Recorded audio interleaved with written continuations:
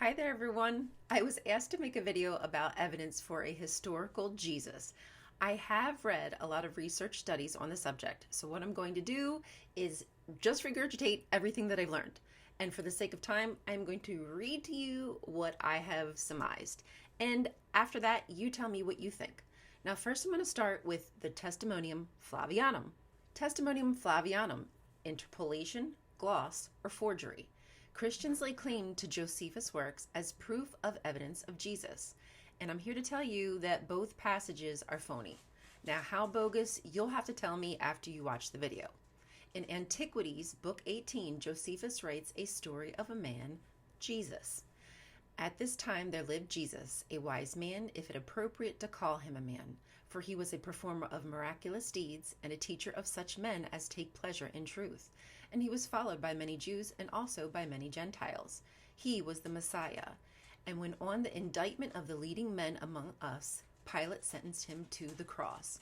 Those who had loved him before did not cease, for he appeared to them restored to life on the third day. The divine prophets, having foretold such things and many other thousands of miracles concerning him, and even up to the present day the tribe of Christians named after him have not ceased to exist. Linguistic studies have been done on Josephus' works, and this passage in particular strays from Josephus' typical syntax, from the way he tells the story, introduces people, down to the foregrounding and backgrounding. Keep in mind, Josephus is not a Messianic Jew. Yes, that is correct. You heard me right. Not all Jewish people believe in a Messiah coming to rescue them. Yeah.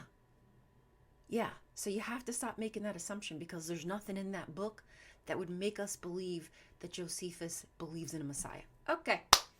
So, Josephus is an aristocrat who believed in theocracy, a strong government by God through the high priests.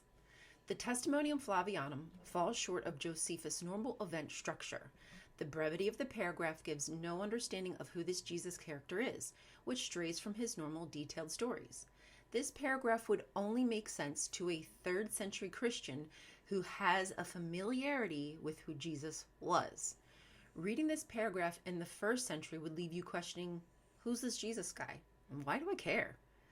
There is research being done on Luke Acts and the Testimonium Flavianum because there are linguistic cues that these paragraphs are written in a similar sequence, possibly around a similar time. In Book 18, Josephus goes from narrator of Pilate's history to an apologetic story of a Messiah, which likens more closely to the Christian creeds of the 3rd century, even resembling Luke 24 and Acts 10, almost as if it's a complete forgery.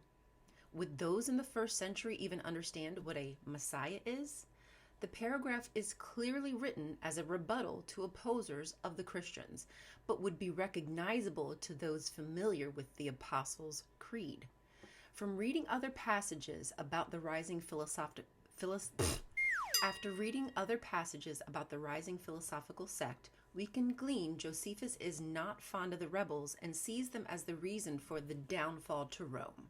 There are 14 historians writing around this time who never mention the Testimonium Flavianum. In fact, no one mentions this passage in Antiquities for over 300 years until Eusebius, bishop of church and state appointed by Emperor Constantine. And 200 years beyond that, Eusebius is still the only one to mention this passage.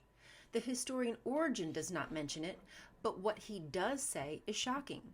He quotes from 5 passages in Book 18, but twice says Josephus did not believe Jesus to be the Messiah, which flies in the face of the Testimonium Flavianum. As for Christians being referred to a race or a tribe, Eusebius is the only one to use that language to describe the group. He misquotes the letter between Pliny the Younger and Trajan, which could be a blatant tell of who was writing the Testimonium Flavianum. Trajan writes, "You have acted quite properly, Pliny, in examining the cases of those Christians brought before you. Nothing definite can be laid down as a general rule. They should not be hunted out. If accusations are made, they are found guilty, they must be punished. Neither Pliny nor Trajan knows who these Christians are, as if they have never heard of them. as if they had never read the Testimonium Flavianum, which is very strange considering these are men of stature, prominence, with an education. Eusebius, quoting Trajan, states, "The race of Christians should not be sought after."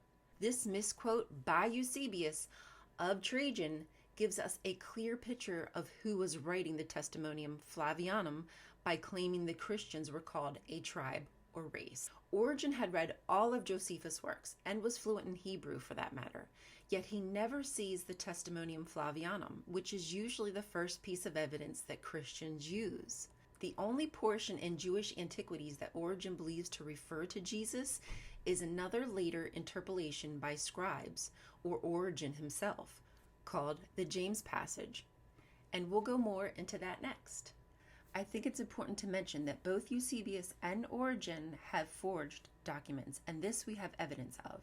In my next video, I plan on going over the evidence for the James the Just passage in Josephus Antiquities. So tell me what you think about the evidence. I gotta do ... I gotta listen to this. I gotta listen to this.